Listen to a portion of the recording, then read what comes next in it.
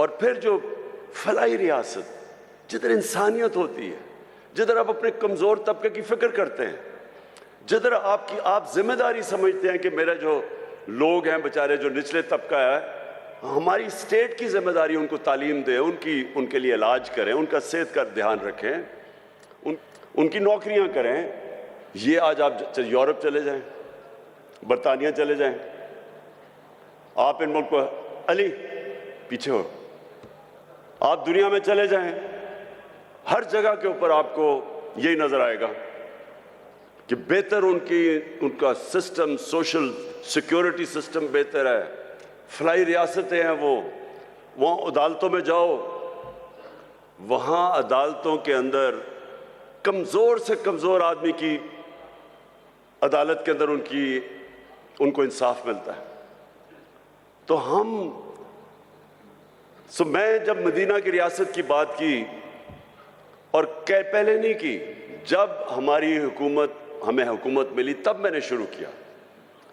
تو یہ میں نے لوگوں کو سمجھانے کی کوشش کی کہ دیکھیں جو وہ اصول تھے جس کے اوپر میرے نبی صلی اللہ علیہ وسلم نے مدینہ کی ریاست کھڑی کی تھی، کیوں اللہ ہمیں حکم کرتا ہے کہ نبی کی سنت پہ چلو؟ کیوں اس کا حکم ہے؟ ہماری بہتری کے لیے. اللہ کو تو بے نیاز ہے، اللہ کو تو آپ فائدہ نقصان نہیں پہنچا سکتے، لیکن یہ ہماری بہتری کے لیے کہ اگر ہم ان کی سنت پہ چلیں گے تو ہماری بہتری ہوگی. کیونکہ مدینہ کی ریاست میں یہ بھی ہمارے لوگوں کو نہیں پتا، دنیا کی تاریخ کا سب سے بڑا وہ انقلاب تھا. دنیا کی تاریخ میں اتنی بڑی تبدیلی نہیں آئی. 622 اور 632 کے بیچ میں وہ لوگ جن کی کوئی حیثیت نہیں تھی، وہ دنیا کے لیڈرز بن گئے. یہ تاریخ کا حصہ ہے، یہ بھی ہمارے لوگوں کو نہیں پتا. 10 سالوں کے اندر صرف 1200 سے 1300 لوگ جنگوں میں مرے تھے دونوں طرف. جو جنگوں کے اندر دونوں طرف کیجولٹیز ہوئی تھیں وہ 1200 سے 1400 تھی. لیکن اسی ٹائم میں سارا عرب بدل گیا، اور وہ لوگ جس طرح انہوں نے دنیا کی لیڈرز بن گئے. فکری انقلاب آیا تھا. تو وہ کیا چیزیں تھیں؟ وہ انہوں نے ہمارے نبی صلی اللہ علیہ وسلم نے کس طرح ان کو چینج کیا، ان کا کیریکٹر کیسے بدلا، یہ ہمارے لوگوں کو نہیں پتا آج. میں نے اس لیے رحمت للعالمین اتھارٹی بنوائی، بڑے بڑے عالم کو ہم نے اوپر بٹھایا. ہم نے کہا کریکولم ڈیولپ کرو، اسکول کے بچوں کو سیرت نبی سکھاؤ، 8، 9 اور 10 کلاسز کے اندر کورس اسپیشل ڈیولپ کرو، یونیورسٹیز کے اندر ریسرچ کرواؤ، کالجز کے اندر ڈیبیٹس ہوں، پتہ چلے ہمارے نوجوانوں کو کہ کیا اتنا بڑا انقلاب کیسے آیا تھا، کیسے دنیا مسلمانوں نے ٹرانسفارم کر دی تھی. 1000 سال تک مسلمان دنیا کی سب سے بڑی پاور تھے. وہ کیا چیز تھی؟ کیوں اوپر؟ پھر مسلمان جب اوپر بھی گئے پھر نیچے کیوں آئے؟ اقبال نے جو شکوہ اور جواب شکوہ لکھا، کیا کہنے کی کوشش کر رہا تھا کہ ہم اوپر کیوں گئے اور پھر ہم نے کیا آیا؟ وہی مدینہ کے ریاست کے اصولوں سے پیچھے ہٹے، ہم نیچے آ گئے. اور آج ہم پھر کیسے اپنے لوگوں کو اوپر لا سکتے ہیں؟ اس لیے ہماری کوشش تھی کہ یہ اتھارٹی بنا کے ہم سارے ملک کے اندر لوگوں کو سمجھائیں، اپنے یوتھ کو، نوجوانوں کو، پھر ان کا کریکٹر بلڈنگ کریں. اس وقت ہمارے بچوں کے اوپر جو پریشر ہے، میں اپنے معزز مشائخ آپ سب کے سامنے کہہ رہا ہوں، موبائل فون نے دنیا بدل رہا ہے. موبائل فون کے اوپر جس طرح کا مٹیریل آج ہے، انسانی تاریخ میں بچوں کے پاس اس طرح کی چیزیں نہیں ہیں. پورنوگرافک مٹیریل ہے، ہر قسم کا گند ہے، فائدہ بھی ہے، علم بھی ہے، لیکن دوسری طرف ہر قسم کا اس میں ایکس ریٹڈ مٹیریل ہے جو بچوں کو کبھی انسانی تاریخ میں بچوں کو یہ چیزیں نہیں دیکھتی تھی. اگر اب ہم اپنے بچوں کی تربیت نہ کریں، اور میں سمجھتا ہوں کہ تربیت ہو ہی ایک طرح سکتی ہے کہ ہم سیرت. ایک آدمی آیا اور کہا کہ دیکھیں جی، یہ قریش کی لڑکی نے چوری کی ہے، یہ قریش کی لڑکی ہے، اس کو معاف کر دیں. تو تب انہوں نے کہا کہ میری بیٹی بھی اگر چوری کرے گی اس کو بھی معاف نہیں کیا جائے گا. یعنی جدھر چوری، آپ جس دن چوری کو معاف کرنا شروع کر دیں آپ اپنا معاشرہ تباہ کر دیتے ہیں. انہوں نے جو ان کی حدیث ہے، اللہ کے آخری پیغمبر کی جو حدیث ہے، اچھا، اور مجھے یہ بھی نہیں سمجھ آتی کہ یہ اس کے اوپر کنٹروورسی کیوں ہے جب قرآن میں واضح لکھا گیا ہے کہ نبی صلی اللہ علیہ وسلم اللہ کے آخری پیغمبر ہیں، تو اس کے اوپر ڈیبیٹ کیوں ہے؟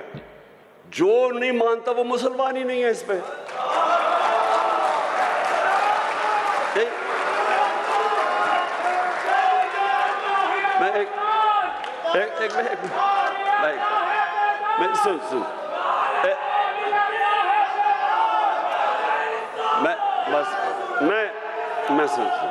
میں صرف یہ کہہ رہا ہوں کہ یہ بار بار کہ جی وہ فلانا قائدیانی ہے، کسی کے اوپر بھی انگلیاں اٹھائی جاتی ہیں.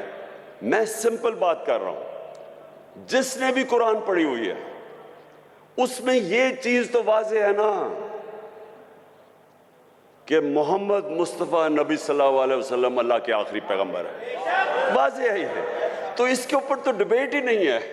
ہم ایسے کہ کبھی کسی کے اوپر انگلی اٹھاتے ہیں. اچھا، تو میں یہ اب آپ کو دیکھیں، یہ بہت ضروری ہے ہم سب کے لیے. یہ جو وقت ہے اس وقت پاکستان میں، یہ بہت اہم وقت ہے. وقت کیا ہے کہ ہمارے ملک کے اوپر بیرونی سازش کر کے اس ملک کے وہ نامور ڈاکوؤں کو اوپر بٹھا دیا گیا ہے جو 30 سال سے چوری کر رہے ہیں. ملک آتے ہیں، حکومت کرتے ہیں، ملک کو لوٹتے ہیں، واپس باہر چلے جاتے ہیں، پھر این آر او لے کے پھر واپس آتے ہیں، پھر چوری شروع کر دیتے ہیں، پھر باہر چلے جاتے ہیں، پیسہ ملک کا باہر لے جاتے ہیں. اب میں سوال یہ پوچھتا ہوں کہ اگر ایک بحثیت معاشرہ ہم اس ظلم اور ناانصافی کے خلاف اپنی آواز بلند نہیں کرتے اور اس کا مقابلہ نہیں کرتے، ہمارے اور بھیڑ بکریوں میں کوئی فرق نہیں ہے. اس سے بڑا ظلم کیا ہے؟ چوری. آپ یہ ایسے ہے کہ آپ کے گھر میں کوئی چوری کرے، چوری کر کے چلا جائے اور تھوڑی دیر بعد کہ جی میری چوری معاف کر دو. کون کرے گا؟ آپ کا کوئی گھر لوٹ کے جائے، آپ معاف کریں گے اس کو؟ کہیں گے پہلے پیسے واپس کرو. تو کرپشن تو ملک کا پیسہ چوری ہے. وہ جو سارے عوام کا، جو اسکولوں پہ، ہسپتالوں پہ، جو ہر چیز عوام کی سہولتوں کے لیے پیسہ، وہ چوری کر کے باہر لے جاتے ہیں اور پھر تھوڑی دیر بعد کہتے ہیں جی اس کو معاف کر دو. اور جب عمران خان نہیں مانتا تو کہتے ہیں بڑا ضدی ہے. بھی میرا اپنا پیسہ ہوتا شاید میں معافی کر دیتا ان چوروں کو، لیکن عوام کا پیسہ ہے. یہ یہاں غربت ہے، لوگ بھوکے مر رہے ہیں. 5 کروڑ پاکستانی 2 وقت کی روٹی نہیں کھا سکتے. ان کا پیسہ چوری کر کے تم باہر چلے جاؤ اور پھر آگے کہو گے جی اب ان کو این آر او دے دو. دیکھیں یہ ملک کا مسئلہ ہے. میرے نبی صلی اللہ علیہ وسلم نے واضح طور پہ کہا کہ جو قوم چھوٹے چوروں کو جیل میں ڈال دیتی ہے اور بڑے ڈاکوؤں کو معاف کر دیتی ہے، این آر او کر دیتی ہے، نہیں پکڑتی، وہ قوم تباہ ہو جاتی ہے. آج اب کوئی غریب ملک میں چلے جائیں، کیونکہ میں نے ساری دنیا دیکھی ہے، کسی غریب ملک میں چلے جائیں، غربت کا اصل وجہ یہ کیا ہے کہ وہاں طاقتور قانون سے اوپر ہے، کمزور جیلوں میں جاتا ہے. اب کسی ملک میں چلے جائیں، نائجیریا تیل کے ذخیرے پہ بیٹھا ہوا ہے، سب سے زیادہ جو تیل ہے وہ نائجیریا کے اندر ہے. وہاں غریبوں کی فوج ہے. وہاں کیوں غربت ہے؟ کیونکہ ان کے اوپر لوگ بیٹھ کے پیسہ چوری کر کے ملک سے پیسہ باہر لے کے جا رہے ہیں. سوئٹزرلینڈ چلے جائیں، سوئٹزرلینڈ میں کوئی وسائل ہی نہیں ہے. ہمارے جو شمالی علاقے ہیں، ناردرن ایریاز، سوئٹزرلینڈ سے دگنے بڑے سائز میں اور سوئٹزرلینڈ سے بہت زیادہ خوبصورت ہے. وہ ملک جس کے پاس ہے ہی کچھ نہیں سوائے پہاڑوں کے، وہ دنیا کا سب سے خوشحال ملک ہے، کیونکہ سب سے زیادہ دنیا کے اندر انصاف سوئٹزرلینڈ میں ہے. سب سے زیادہ قانون کی حکمرانی سوئٹزرلینڈ میں ہے. کسی طاقتور کی جرت نہیں ہے کہ ملک کا پیسہ چوری کر کے باہر چلا جائے. کسی طاقتور کا جرم ہے کہ کسی کی زمین پہ قبضہ کر لے یا کسی کے گھر پہ قبضہ کر لے. قانون ہے, انصاف ہے. حضرت علی رضی اللہ تعالیٰ نے فرمایا تھا کہ کفر کا نظام چل جائے گا لیکن ناانصافی اور ظلم کا نظام نہیں چل سکتا. ہمارا یہ مسئلہ ہے آج. یہاں کوئی وسائل کی کمی نہیں ہے.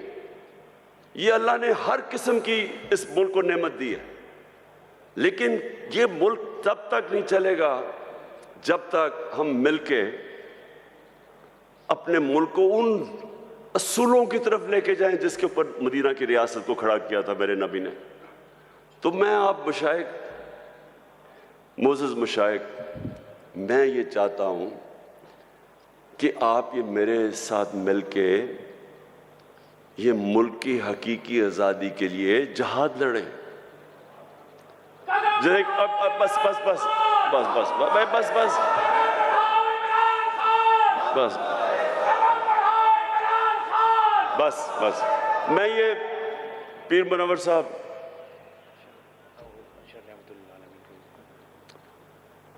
پیر منور صاحب, آپ کے بڑوں نے قائد اعظم کی مدد کی, اس سپورٹ کے بغیر پاکستانی نہ بنتا. بہت بڑی طاقت مشائخ کی تھی قائد اعظم کے ساتھ. آج آپ سب کی پھر ضرورت ہے کہ جو پاکستان کے اوپر اس وقت کیا جا رہا ہے, جو واردات ہوئی ہے کہ باہر سے سازش ہوتی ہے, امریکی حکم دیتا ہے ایک ہمارے ایمبیسڈر کو کہ عمران خان کو ہٹا دو, اور اس کے بعد یہاں سارے مل کے جو یہاں کے غدار ہیں وہ مل کے گورنمنٹ گرا دیتے ہیں اور پھر چوروں کو اوپر بٹھا دیتے ہیں. اور اگر ہم اس کو تسلیم کر جاتے ہیں تو ہمیں یہ بڑا واضح ہو جانا چاہیے کہ ہم اپنے ملک کی مستقبل کی قبر کھود رہے ہیں. اس لیے یہ جو آنے والے دن ہیں اس میں آپ سب کو اپنی ڈیوٹی دینی پڑے گی اپنے ملک کے لیے. میں صرف آپ سے یہ چاہتا ہوں کہ لوگوں کو کم از کم نبی صلی اللہ علیہ وسلم کی سیرت اور سنت کے تحت لوگوں کو اب جگانا شروع کریں. ان کی سب کچھ انہوں نے جو اصول بنائے ہوئے ہیں کہ ملک چلتا کیسے ہے, عدل اور انصاف کیا ہوتا ہے, انسانیت کیا ہوتی ہے, وہ آپ لوگوں کو ضرور تبلیغ کرنی چاہیے اس وقت, کیونکہ یہ ٹائم نہیں ہے. ہم بڑی تیزی سے نیچے جا رہے ہیں. ابھی شہباز شریف نے جا کے امریکہ میں معافیا مانگی ہے کہ جی خدا کے واسطے ہمیں پیسہ دے دو نہیں تو ہمارا ملک تباہ ہو جائے گا. سوچیں اتنی محنت کر کے سازش کر کے 5 مہینے پہلے گورنمنٹ آتی ہے, آج ساری امریکنوں کو وہاں جا کے کہہ رہا ہے کہ جی خدا کے واسطے ہماری امداد کر دو نہیں تو ملک کا دیوالیہ نکل گیا, نہیں تو ہم اپنے قرضے نہیں واپس کر سکتے. سوال تو ان سے یہ پوچھنا چاہیے کہ آپ کے سارے پیسے اربوں ڈالر ساری دنیا کو پتہ باہر پڑے, ملک کے لیے پیسے مانگ رہے ہو, اپنا پیسہ باہر رکھا ہوا ہے, دوسروں کو کہہ رہے ہو کہ ملک میں پیسہ لے کے آؤ اور اپنا پیسہ باہر لے گئے ہو.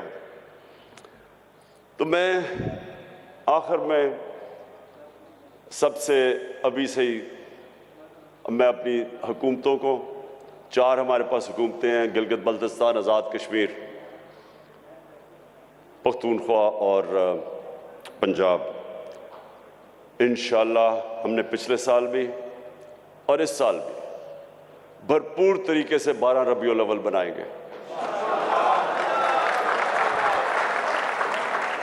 اور جب ہم 12 ربیع الاول بنائیں گے تو اسی میں اپنے نوجوانوں کو نبی صلی اللہ علیہ وسلم کی سیرت سے بھی آگاہ کریں گے, اور انشاءاللہ ان کے کیریکٹروں کو اوپر اٹھائیں گے. اور وہ میں ایک دن خواب دیکھتا ہوں کہ وہ وقت آئے گا جب پاکستانی دنیا میں جائیں گے تو جس طرح ایک دفعہ ایک وقت ایسا تھا کہ انڈونیشیا اور ملیشیا میں مسلمان تاجر جب گئے تو لوگوں نے ان کا کردار دیکھ کے, مسلمان تاجروں کا کردار دیکھ کے لوگ مسلمان ہو گئے. انشاءاللہ وہ بھی دن آئے گا جب ہمارا پاکستانیوں کا کردار دیکھ کے لوگ اسلام کی طرف آئیں گے۔ پاکستان زندہ باد۔